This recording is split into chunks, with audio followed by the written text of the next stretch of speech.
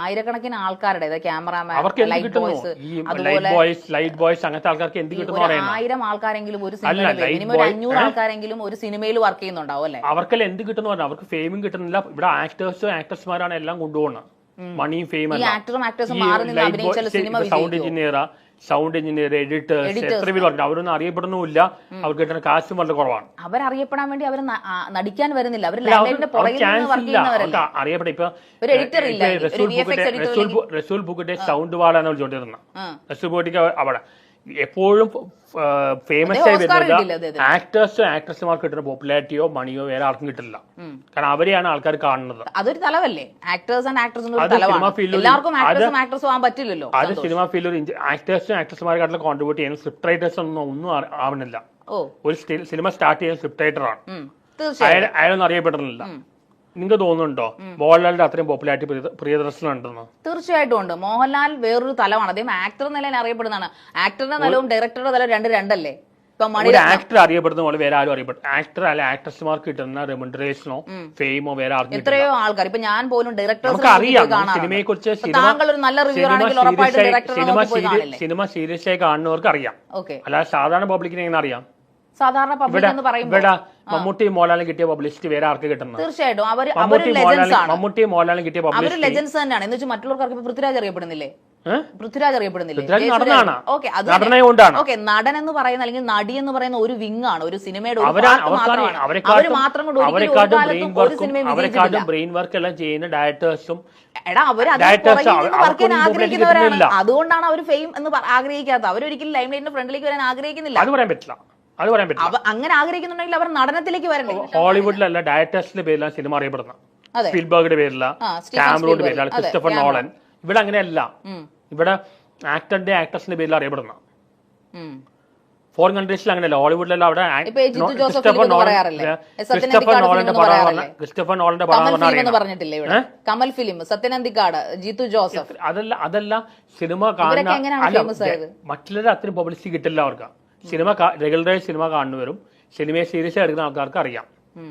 വേറെ സാധാരണ ആൾക്കാർക്ക് മമ്മൂട്ടി മോഹൻലാൽ അറിയാത്ത മലയാളീസ് ആരെങ്കിലും ഉണ്ടോ? ഇല്ല, തീർച്ചയായിട്ടും ഇല്ല. അല്ല, അത്രയും പബ്ലിസിറ്റി ഞാൻ പറഞ്ഞ ഇവർക്ക് കിട്ടില്ല എന്നുള്ള പറഞ്ഞു. ഇവരുടെ അത്രയും കിട്ടില്ല പറഞ്ഞു. അതിൽ അത്രയും തന്നെ കിട്ടണമെങ്കിൽ അവരെല്ലാരും ആക്ട് ചെയ്യാൻ പോണ്ടേ? അവർക്കൊന്നും ആക്ട് ചെയ്യേണ്ട ആവശ്യം. ഇതുകൊണ്ട് അവർക്ക് റെക്കഗ്നൈസ് കിട്ടുന്നില്ല. ഹോളിവുഡിലെ ക്രിസ്റ്റഫർ നോളനും ഹോളിവുഡിലെ സിനിമ അറിയപ്പെടുന്ന ജെയിംസ് കാമറോന്റെ പേരിലും ക്രിസ്റ്റഫർ നോളന്റെ പേരിലും സ്പിൽബർഗിന്റെ പേരിലും. മലയാള സിനിമയാണ് ഇത്, ഹോളിവുഡ് അല്ലേ? ആയിക്കോട്ടെ, ഇവിടുത്തെ കുഴപ്പമാണ് ഇവിടെ എല്ലാ ക്രെഡിറ്റ്സും എല്ലാം കൊണ്ടുപോകുന്ന ആക്ടേഴ്സുമാരുമാണ്. ഞാൻ കേട്ടെ മമ്മൂട്ടി ആക്ടിങ് മാത്രമേ ചെയ്തിട്ടുള്ളൂ, വേറെ ഒന്നും ചെയ്തിട്ടില്ല. പക്ഷെ ജോൺ പാടിയിട്ടുണ്ട്, പാട്ട് പാടിയിട്ടില്ല. അതല്ലേ വരെ ചെറുതായിട്ട് പുള്ളിക്ക് ഒരുപാട് ലിമിറ്റേഷൻ. പാട്ട് പാടാനോ ഡാൻസ് കളിക്കാനോ പുള്ളിക്ക് പറ്റില്ല. മമ്മൂട്ടിക്ക് ആക്ടിങ് മാത്രമേ അറിയുള്ളൂ. അതന്നെ കഷ്ടപ്പെട്ടാ ചെയ്യുന്ന. അത് ശരി, ആക്ടിങ് മാത്രമേ മമ്മൂട്ടിക്ക് അറിയുള്ളൂ. ആക്ടിങ് മാത്രം അറിയാവുന്ന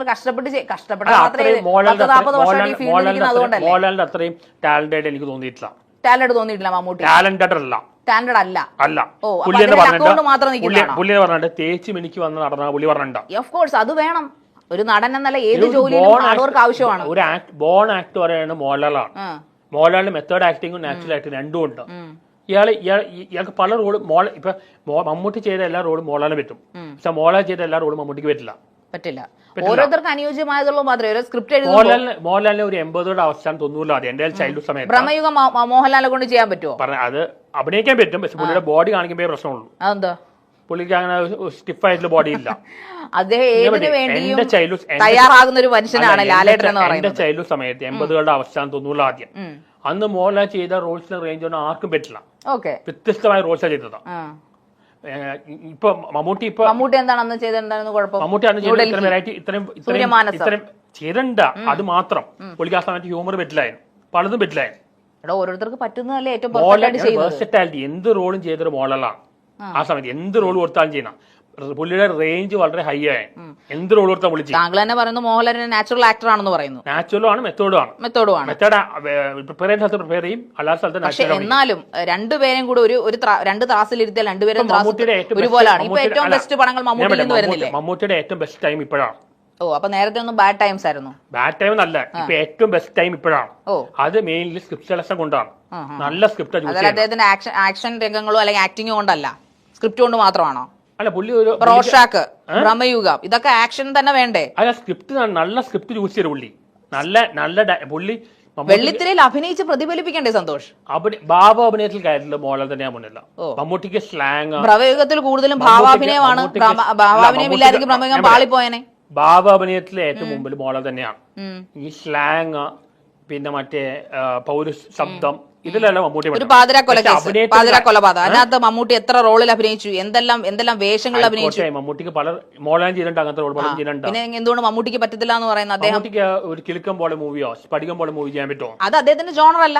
അദ്ദേഹം പപ്പയുടെ ചെയ്ത് തമാശകൾ ചെയ്തു. പറഞ്ഞെന്താണ്, മമ്മൂട്ടി ചെയ്ത എല്ലാ റോളും മോഹൻലാൽ പറ്റും, പക്ഷെ മോഹൻലാൽ ചെയ്ത എല്ലാ റോളും മമ്മൂട്ടിക്ക് പറ്റില്ല. അതിപ്പോ പറയാനൊന്നും മോഹൻലാലിന്റെ റേഞ്ച് മമ്മൂട്ടിക്ക് ഇല്ല. അതാ ഞാൻ ചോദിച്ചത്. മമ്മൂട്ടിയുടെ പ്രമുഖം മോഹൻലാൽ അഭിനയിച്ച, മമ്മൂട്ടിയുടെ റോഷാക്ക് മോഹൻലാൽ അഭിനയിച്ച, മമ്മൂട്ടിയുടെ പൊന്തമാട മോഹൻലാൽ അഭിനയിച്ച, എന്ത് സംഭവിക്കും? മോഹൻലാലും മമ്മൂട്ടിയും കമ്പയർ ചെയ്താ, ഇപ്പൊ അഭിനയിപ്പിച്ച് നോക്കണം. ഞാൻ പറയട്ടെ, മോഹൻലാലും മമ്മൂട്ടിയും കമ്പയർ ചെയ്താ ആസ് ആൻ ആക്ടർ ആണെങ്കിലും പ്രൊഫഷണൽ ഡെഡിക്കേഷൻ ആണെങ്കിലും മോഹൻലാൽ തന്നെയാണ് മുന്നിൽ. പക്ഷെ പേഴ്സണലി സന്തോഷി പറയുന്നത് കാരണം മമ്മൂക്ക എന്ന് പറഞ്ഞ മെഗാസ്റ്റാറിനെയാണ് താങ്കൾ ചവിട്ടി താഴ്ത്തുന്നത്. ഒരുപാട് ലിമിറ്റേഷൻ ഉണ്ട്, ഒരുപാട് ലിമിറ്റേഷൻ നടന്നു. ആ ലിമിറ്റേഷൻ അപ്പുറം അഭിനയിക്കുന്ന നടനാണ് അദ്ദേഹത്തെ. നമ്മളെ ഹാറ്റ്സ് ഓഫ് അല്ലേ ചെയ്യേണ്ടത്? ഇത്ര കാലങ്ങളായിട്ട് മലയാളം നെഞ്ചിലേറ്റ നടനെ കുറിച്ചാണ് നിങ്ങൾ പറയുന്നത്. ഇയാളെ പോലെ ഒരു ബോൺ ആക്ടർ അല്ല മോഹൻലാൽ, ആക്ടർ ആയി ജനിച്ച ആളാണ്. അദ്ദേഹം പഠിച്ചു, ലോയറായി എന്നതാണോ അദ്ദേഹത്തിന്റെ തെറ്റ്? പഠനം ഒരു തെറ്റാണ്. നാച്ചുറൽ ആയിട്ട് ഒരു ആക്ടിംഗ് ടാലന്റ് ഇല്ല. പുള്ളി തേച്ച് മിനിക്ക് പുള്ളിയുടെ മെത്തേഡ് ആക്ടിങ് മാത്രമേ പുള്ളിക്ക് പറ്റുള്ളൂ.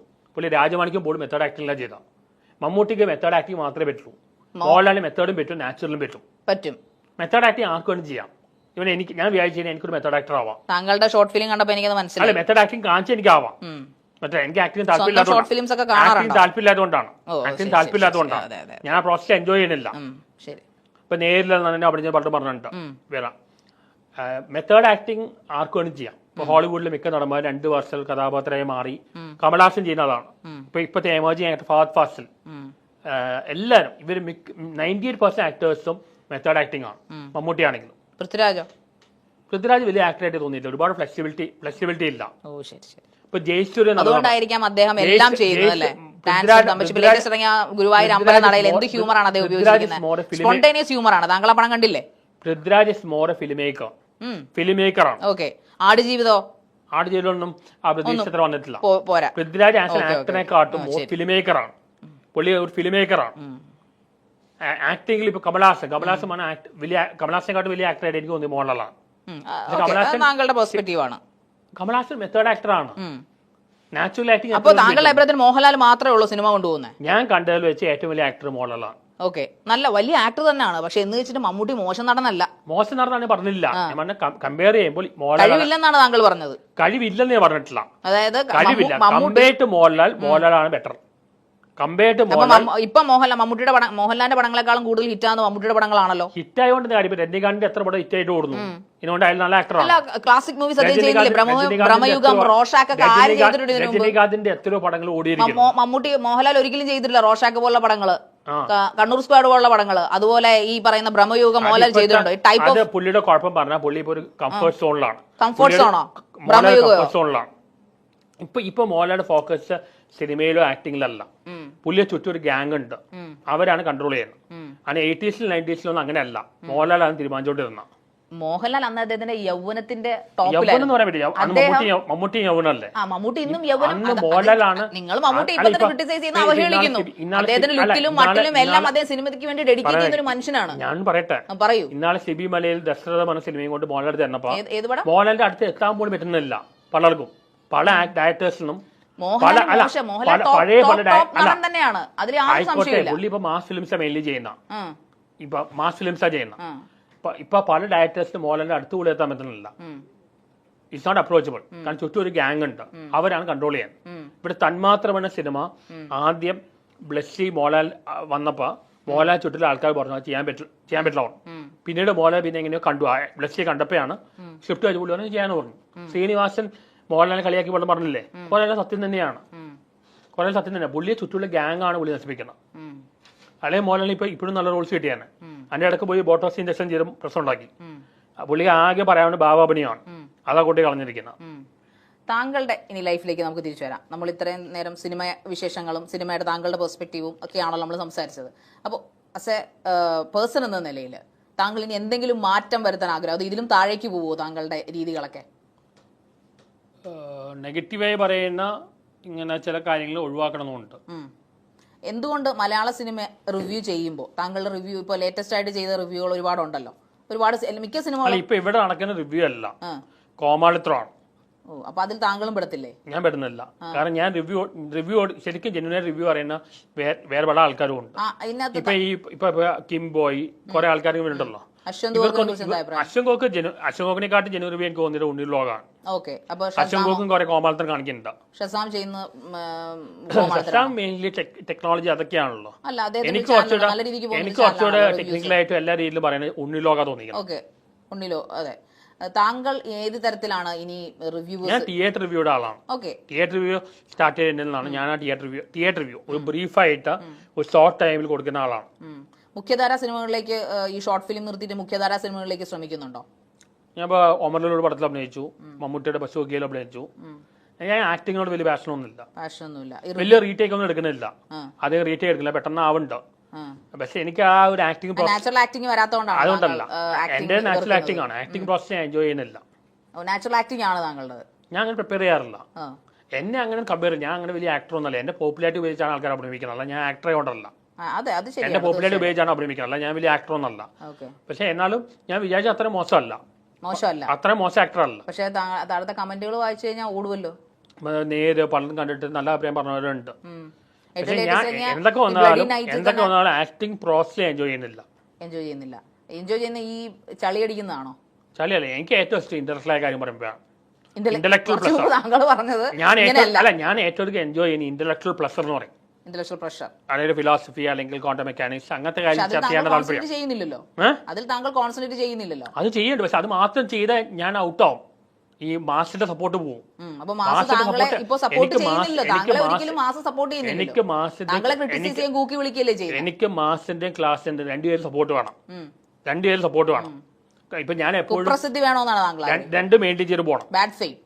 ബാഡ് ഫെയിം എന്നല്ല, അതാണ് താങ്കൾക്ക് ഇപ്പൊ കിട്ടിക്കൊണ്ടിരിക്കുന്നത് എന്ന് ഞാൻ പറഞ്ഞാൽ താങ്കൾക്ക് നിഷേധിക്കാനാവോ? അത് കുറെ മീഡിയ മാനിപ്പുലേറ്റ് ചെയ്യാനാണ്. നമ്മള് വേറെ ഞാനിപ്പോ എന്റെ ഫേസ്ബുക്കിലും യൂട്യൂബിലും എന്തൊക്കെ കാര്യം പറയുന്നു. ഈ ഹണി റോസിലെ ഏറ്റവും കൂടുതൽ പബ്ലിസിറ്റി കിട്ടുന്നതാണ് ഹണി റോസിനെ കുറിച്ച് പറഞ്ഞ കാര്യവും ഐസൊലേഷനെ കുറിച്ച് പറഞ്ഞ കാര്യമൊക്കെയാണ്.